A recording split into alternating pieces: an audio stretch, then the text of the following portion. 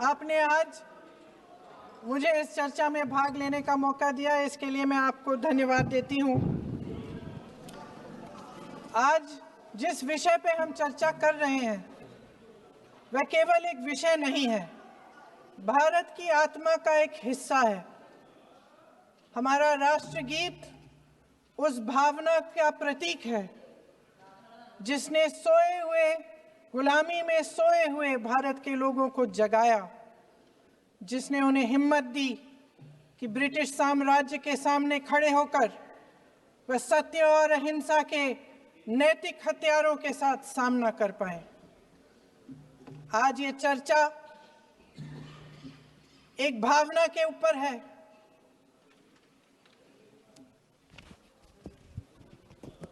और जब हम वंदे मातरम का नाम लेते हैं तो वही भावना हमारे दिल में उजागर होती है।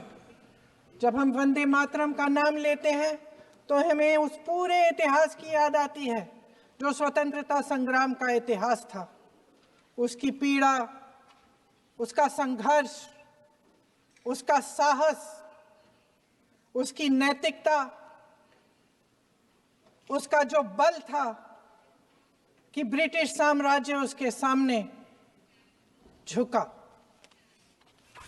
अध्यक्ष महोदय, वंदे मातरम उस आधुनिक राष्ट्रवाद की अभिव्यक्ति है जिसने भारत के लोगों को एक राजनीतिक और नैतिक आकांक्षा से जोड़ा, जिसने भारत के लोगों को एक साझा नियति के उत्तराधिकारी, एक साझा भविष्य के निर्माता के रूप में देखा। लेकिन आज की ये बहस मुझे कुछ अजीब सी लग रही है। जैसे मैंने कहा, ये गीत देश की आत्मा का हिस्सा बन चुका है। 150 सालों से देशवासियों के दिलों में ये गीत बस चुका है। 75 सालों से तो भारत को बांटेंगे नहीं। तो फिर आज इस बहस की क्या आवश्यकता है?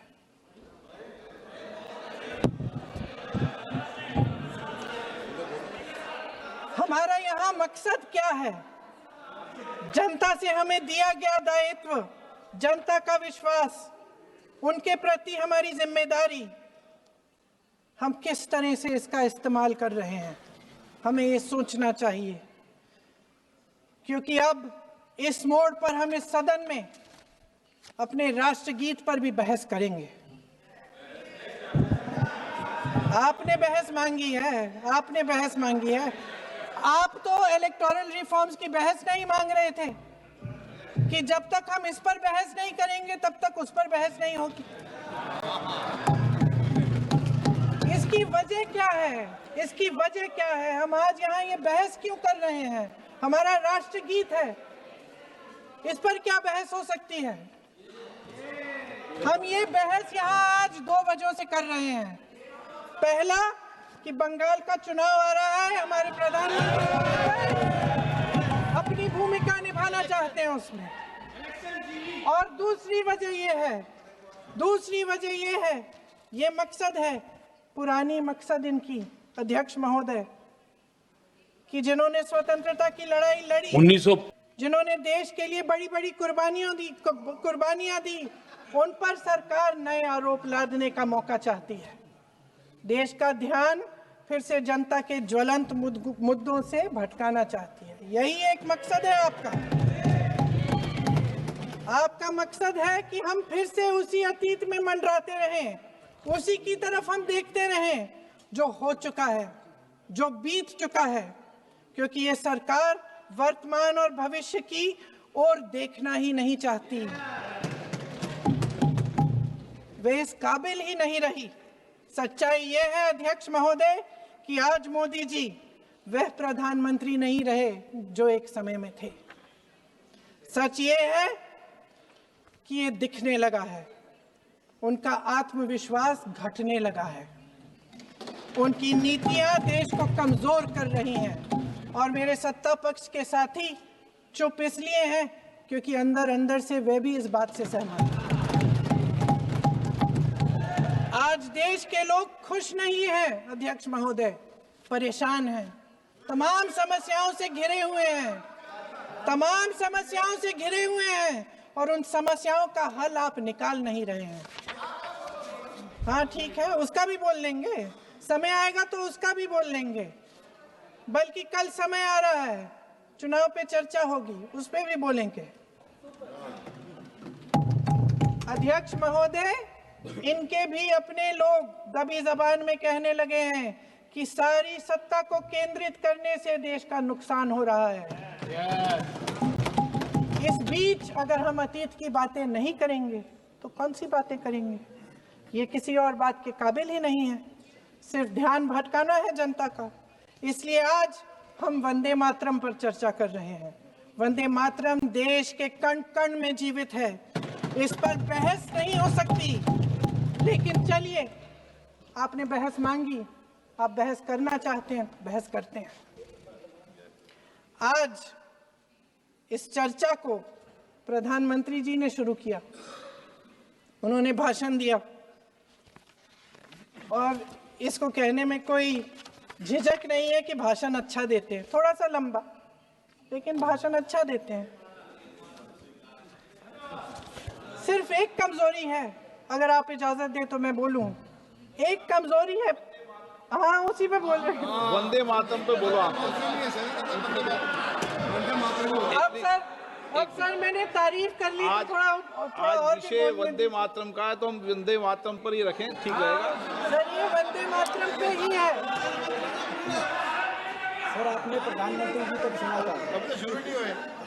सर भाषण बहुत अच्छा देते हैं, लेकिन तथ्यों के मामले में कमजोर पड़ जाते हैं। इसमें भी एक कला होती है कि तथ्यों को किस तरह से जनता के सामने रखा जाए। मैं तो नहीं हूं, जनता की प्रतिनिधि हूं, कलाकार तो नहीं हूं। इसीलिए मैं भी सदन के सामने कुछ तथ्य रखना चाहती हूं, लेकिन सिर्फ तथ्य के रूप में रखना चाहती हूं।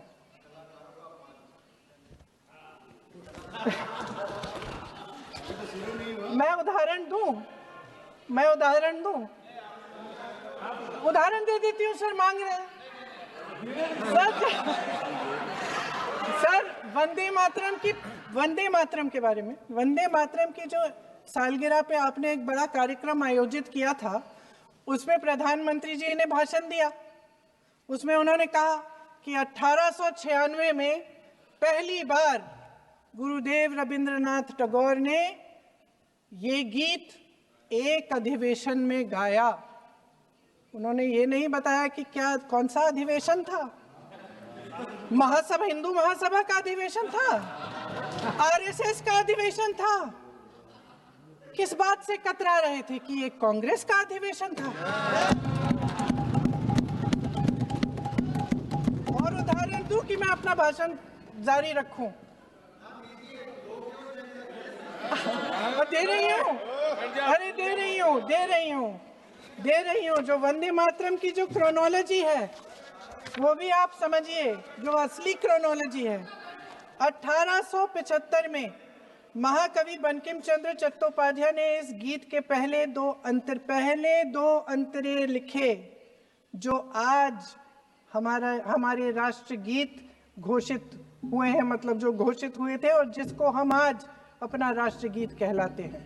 ये पहले दो अंतरे लिखे। 1882 में 7 साल बाद उनका एक उपन्यास प्रकाशित हुआ, आनंद मठ। उस उपन्यास में यही कविता उन्होंने प्रकाशित की, लेकिन इसमें 4 अंतरे जोड़ दिए।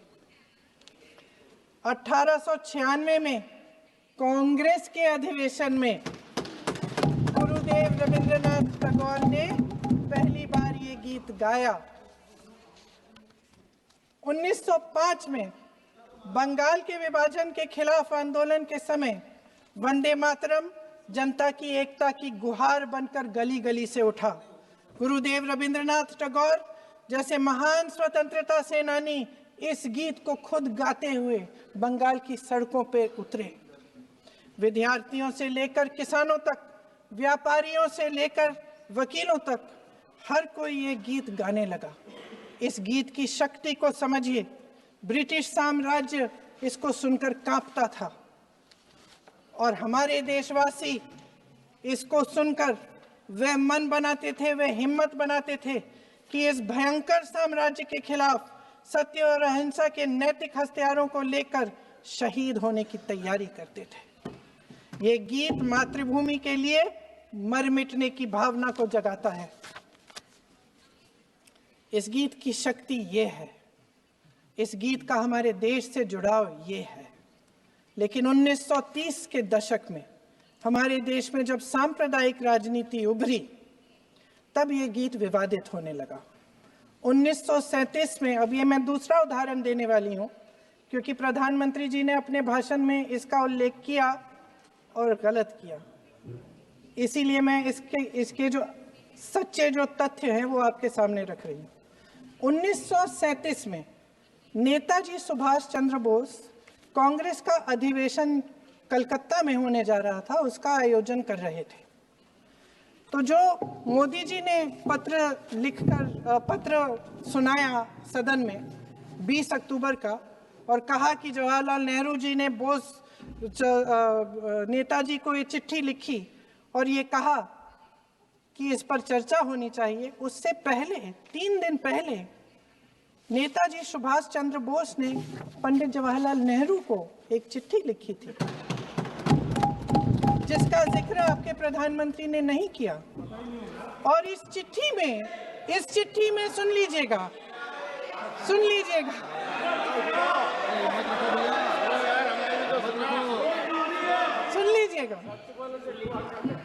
आप नेताजी के लफ्ज नहीं सुनना चाहते?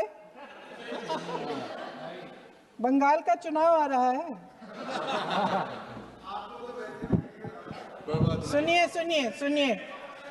सुनिए। हाँ, कोई बात नहीं, हम तो देश के लिए हैं, हम देश के लिए हैं। आप चुनाव के लिए हैं, हम देश के लिए हैं।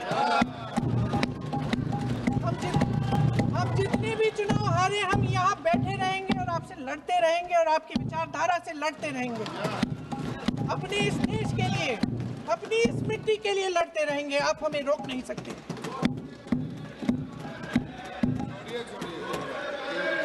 सुन लीजिए सुभाष चंद्र बोस जी ने क्या कहा, सुन लीजिए। My dear Jawahar, reference Vande Mataram. We shall have a talk in Calcutta and also discuss the question in the working committee if you bring it up there. I have written to Dr. Tagore to discuss this matter with you when you visit Santi Niketan. Please do not forget to have a talk with him when you visit Santi Niketan. ये 17 अक्टूबर को लिखी जाती है। 10 अक्टूबर को नेहरू जी इसका जवाब देते हैं और और 20 अक्टूबर को, हाँ ठीक है, 20 अक्टूबर को नेहरू जी इसका जवाब देते हैं। इस जवाब की एक पंक्ति प्रधानमंत्री जी ने सुनाई, बाकी पंक्तियां क्यों नहीं सुनाई? क्योंकि उनमें नेहरू जी क्या कह रहे हैं? There is no doubt that the present outcry against Vande Mataram is to a large extent a manufactured one by the communalists. Whatever we do, we cannot pander to communalists' feelings, but to meet real grievances where they exist. I have decided now to reach Calcutta on the 25th morning. This will give me time to see Dr. Tagore as well as other friends. समझ रहे हैं आप? प्रधान चुप है तो समझ ही गए होंगे। फिर क्या होता है? फिर नेहरू जी कलकत्ता जाते हैं और गुरुदेव जी से मिलते हैं और उसके अगले दिन गुरुदेव जी एक चिट्ठी लिखते हैं जिसमें वो लिखते हैं, अंग्रेजी में चिट्ठी है, उसका एक अंश मैं आपको हिंदी में बता देती हूँ, जिसमें गुरुदेव जी कहते हैं कि जो 2 अंतरे हमेशा गाए जाते थे उनका महत्व इतना गहरा था कि उस हिस्से को कविता के शेष हिस्से तथा पुस्तक के उन अंशों से अलग करने में उन्हें कोई कठिनाई नहीं थी। उन्होंने ये कहा कि स्वतंत्रता संग्राम में हमेशा से वही दो अंतरे ही गाए जाते थे और उनको गाते हुए कुर्बानी देने वाले सैकड़ों शहीदों के सम्मान के लिए उन्हें ऐसे ही गाना उचित रहेगा। उन्होंने यह भी कहा कि बाद में जोड़े गए अंतरों का सांप्रदायिक मायना निकाला जा सकता है और उस समय के माहौल में उनका इस्तेमाल अनुचित होगा। इसके बाद 28 अक्टूबर 1937 में कांग्रेस की कार्य समिति ने अपने प्रस्ताव में वंदे मातरम को राष्ट्रगीत घोषित किया। उन्हीं दो अंतरों को कार्य समिति की बैठक में महात्मा गांधी जी, नेताजी सुभाष चंद्र बोस, पंडित नेहरू, आचार्य नरेंद्र देव जी, सरदार पटेल जी, गुरुदेव रविंद्रनाथ टैगोर जी सब मौजूद थे। इस प्रस्ताव के ये सभी महापुरुष इस प्रस्ताव से सहमत थे। आगे क्या होता है ये भी सुना लूं।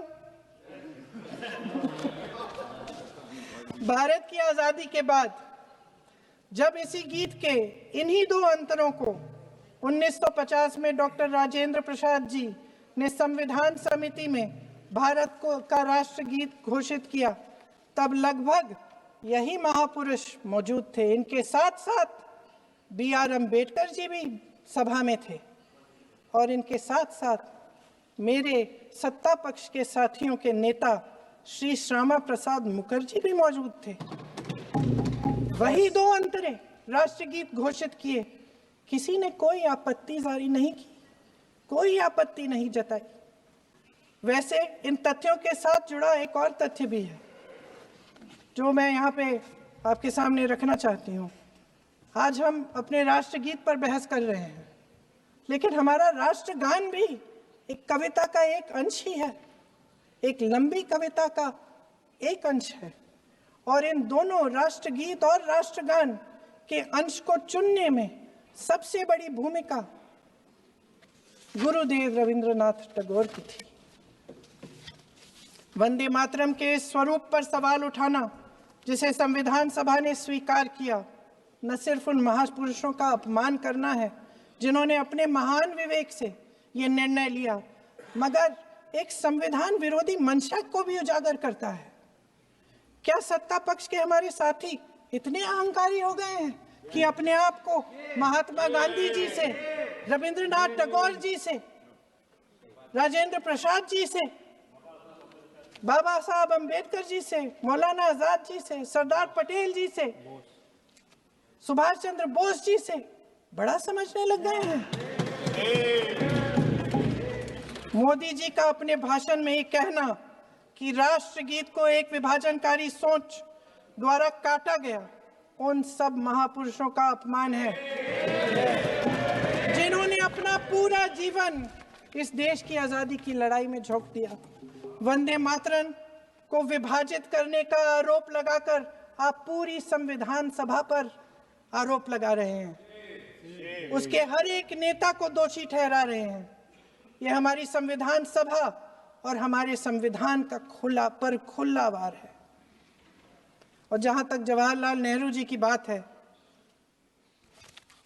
जितनी देर हमारे प्रधानमंत्री देश के प्रधानमंत्री रहे हैं, 12 साल हो गए हैं, लगभग उतने ही सालों के लिए जवाहरलाल नेहरू जी जेल में रहे। किस लिए? इस देश की आजादी के लिए। उसके बाद 17 साल के लिए प्रधानमंत्री रहे। आप बड़ी आलोचना करते हैं इनकी, लेकिन अगर इन्होंने इसरो नहीं बनाया होता तो आज आपका मंगलयान नहीं होता। अगर DRDO नहीं बनाया होता तो तेजस नहीं बनता। अगर IIT और IIM नहीं बनाए होते तो हम आज IT में आगे नहीं होते। अगर एम्स नहीं बनाया होता तो हम कोरोना की जब बड़ी चुनौती का सामना कैसे करते? हाँ, वही कुछ भी। इसका मतलब है इस मुद्दे का जवाब नहीं है आपके पास। अगर इन्होंने BHEL, गेल, सेल, भाखड़ा नंगल ये सब नहीं बनाया होता जो आप सब बेच रहे हैं, तो ये विकसित भारत कैसे बनता? पंडित जवाहरलाल नेहरू इस देश के लिए जिए, सुन लीजिए, बेच लो यार और बाकी भी बेच देंगे। पंडित जवाहरलाल नेहरू इस देश के लिए जिए और देश की सेवा करते करते उन्होंने दम तोड़ा। फिर भी सुन लीजिए, मेरी एक सलाह ले लीजिए, मेरी एक सलाह ले लीजिए। सर मैं आपको आपके माध्यम से सलाह दे रहे हैं, हम छोड़ना नहीं। सर मैं आपके माध्यम से एक सलाह दे देती हूँ। हमारे प्रधानमंत्री महोदय 12 सालों से इस सदन में हैं, मैं मात्र 12 महीनों से हूँ। फिर भी छोटी सी सलाह है।